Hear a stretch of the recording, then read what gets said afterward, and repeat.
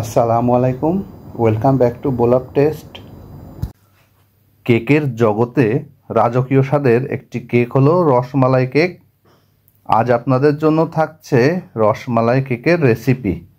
তো চলুন শুরু করা যাক আজকের রেসিপি। সাথে থাকছে কিছু tips and tricks. Rasmalai cake বানানোর জন্য প্রথমে আমি কেক বেস তৈরি করব। এজন্য একটি পাত্রে কিছু শুকনো উপকরণ মিশিয়ে নিতে হবে। এখানে নিয়েছি 2/3 কাপ ময়দা, 1 টেবিল চামচ কর্নফ্লাওয়ার, 1 চা চামচ বেকিং পাউডার, 1 চিমটি পরিমাণ লবণ এবং 1 টেবিল চামচ গুঁড়া দুধ।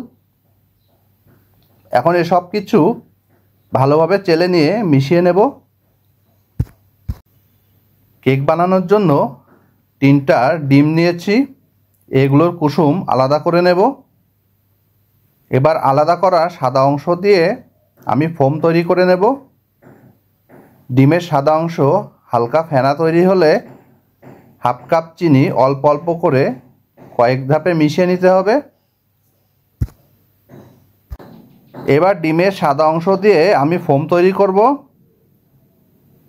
ফোম তৈরি করা হয়ে গিয়েছে, এবার কুসুমগুলো মিশিয়ে নেব।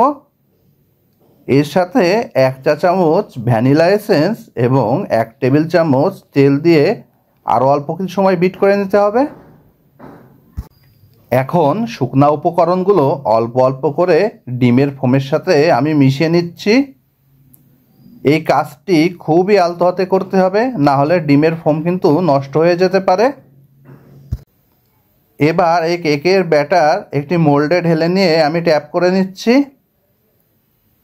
এইভাবে ট্যাপ করলে ভেতরে জমে থাকা বাবলগুলো বের হয়ে যাবে।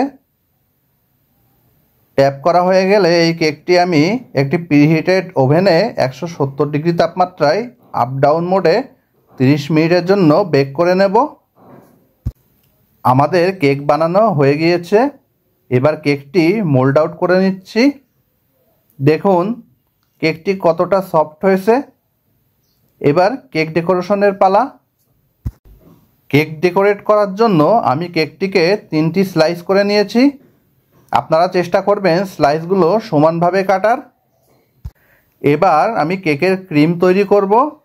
এর জন্য 1 কাপ হুইপিং ক্রিম নিয়ে নিয়েছি। এটা পুরোপুরি স্টিফ ফোম হওয়া পর্যন্ত আমি বিট করে নেব। আমি এই ক্রিমের সাথে সামান্য হলুদ রং যোগ করেছি, কারণ এই কেকের কালারটা কিন্তু একটু হলুদ বর্ণের হয়। আপনারাও অবশ্যই এখানে সামান্য হলুদ রং মিশিয়ে নেবেন। কেকটি ডেকোরেট করার জন্য এখানে একটি 10 ইঞ্চি কার্ডবোর্ড নিয়েছি।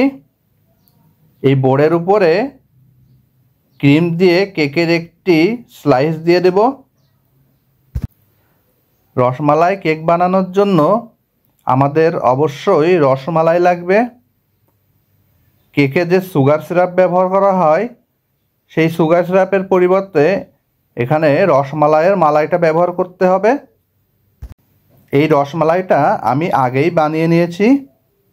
আমার চ্যানেলে রসমালাইয়ের একটি সহজ রেসিপি দেওয়া আছে, আপনারা চাইলে রেসিপিটি দেখে নিতে পারেন।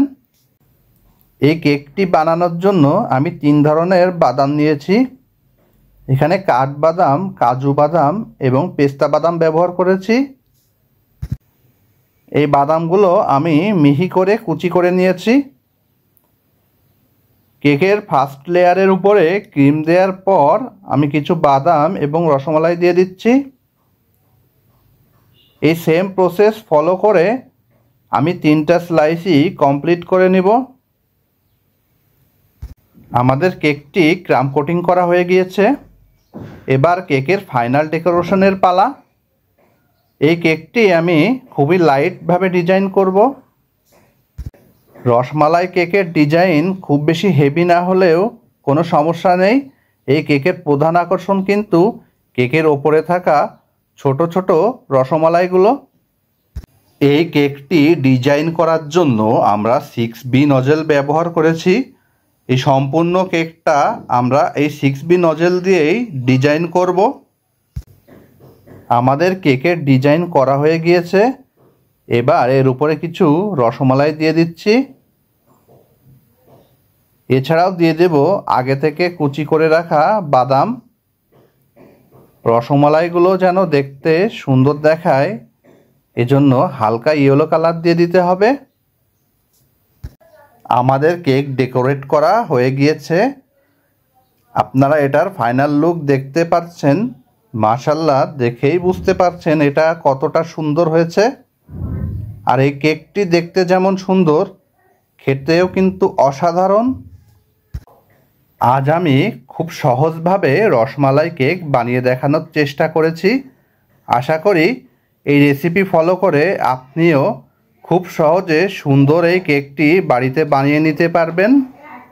এরকম আরও অনেক সুন্দর সুন্দর রেসিপি পেতে পেজটিকে ফলো দিয়ে আমাদের সাথেই থাকুন। আজকের রেসিপি কেমন লেগেছে কমেন্টে জানাতে কিন্তু ভুলবেন না। রেসিপিটি ভালো লাগলে অবশ্যই একটি লাইক এবং শেয়ার করবেন। খুব শীঘ্রই ফিরছি নতুন কোনো রেসিপি নিয়ে। আশা করি সে সময়টুকু ভালো থাকবেন, সুস্থ থাকবেন। আজকের মতো এখানেই শেষ করছি।